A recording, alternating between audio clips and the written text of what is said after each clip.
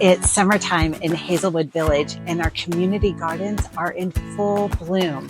Hazelwood Village offers 3 community gardens. It's plenty of opportunity to get a garden box and start growing something. Stay with me. I'm going to take you on a tour.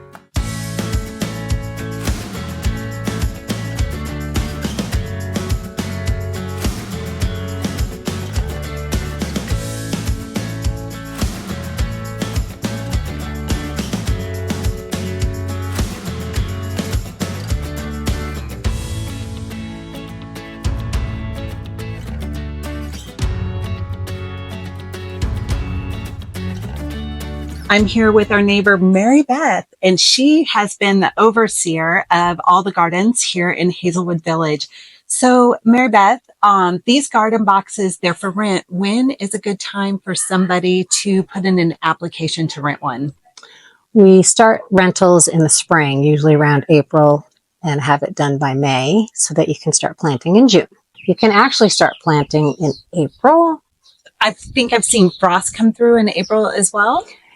There is, and even into the beginning of June. But some plants like snow peas and radishes and spinach, they can withstand that. Things like melons and tomatoes and cucumbers, they cannot withstand a light frost. Okay, that makes sense. Mm-hmm. How much is it to buy a box for the year? It's $30 to rent for the season, and that goes through to the October, and that includes the water.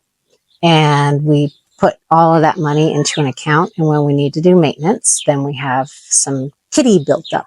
How do you keep everybody from overwatering?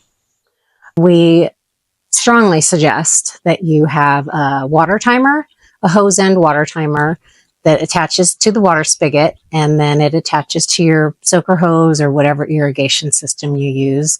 And it's easily set to how many minutes you want to run it per day, or every couple days, or when it gets very, very hot, maybe every 12 hours.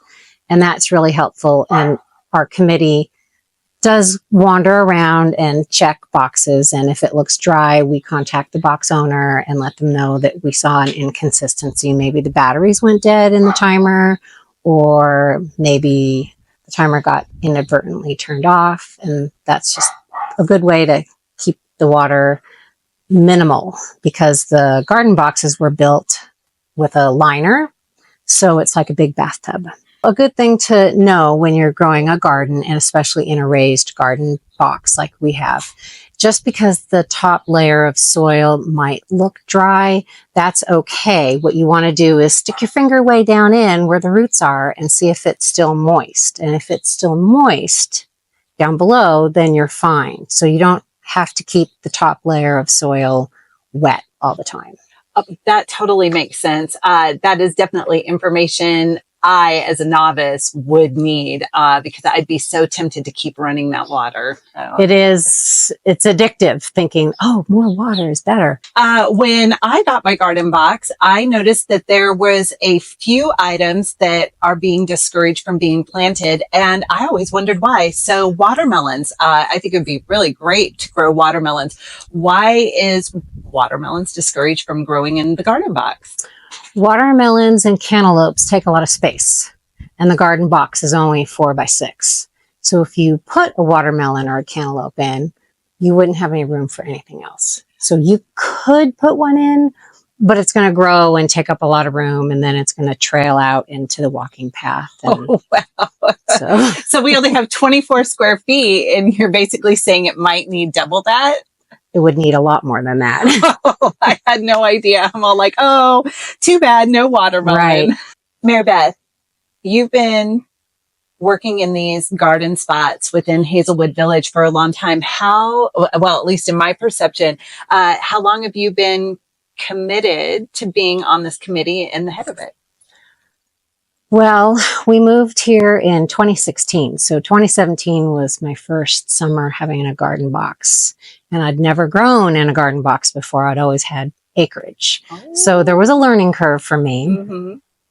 And I'm very green thumb. And I sort of act like a little helper for a while. And there were other a number of other people who were sort of the lead of the garden boxes. And in the last few years, we've had turnover. And so now myself and 2 other people create a 3-person committee. And we each take a garden spot and try to keep an eye on it and help each other out and make sure that, trash isn't around and the weeds aren't overgrowing and everyone's plants are looking good. One of my favorites is in the evenings. I will see people come up here with, let's just say mixing bowls, large mixing bowls, and they'll start picking their vegetables and their lettuces. And I'm like, oh, I know someone's about to have a really great dinner tonight. So I know that our garden boxes are easily accessible from the sidewalks everywhere. One thing that we like to let people know is that even though this is a community area, these boxes are rented by individuals and they use their own money to plant their garden, buy the soil and the fertilizers and maintain them and all the watering systems. So we like to encourage people, if you haven't planted it, please don't pick it. Maribeth, what is your favorite thing about living in Hazelwood Village? I like the peacefulness and the quietness, along with the community involvement and all the nice things that we offer that a lot of subdivisions don't offer, such as this nice gazebo and our opportunity to rent garden boxes. We've got a beautiful clubhouse and 2 pools. There are a lot of community events, and we offer water aerobics, and it's like it says in the name, it's a village. It is a village. I love that. That's perfect. Yes, agree. So when you're ready to sell or buy your next home in Hazelwood Village with these beautiful community gardens, give me a call. You won't regret it. You won't regret going with Sovanett.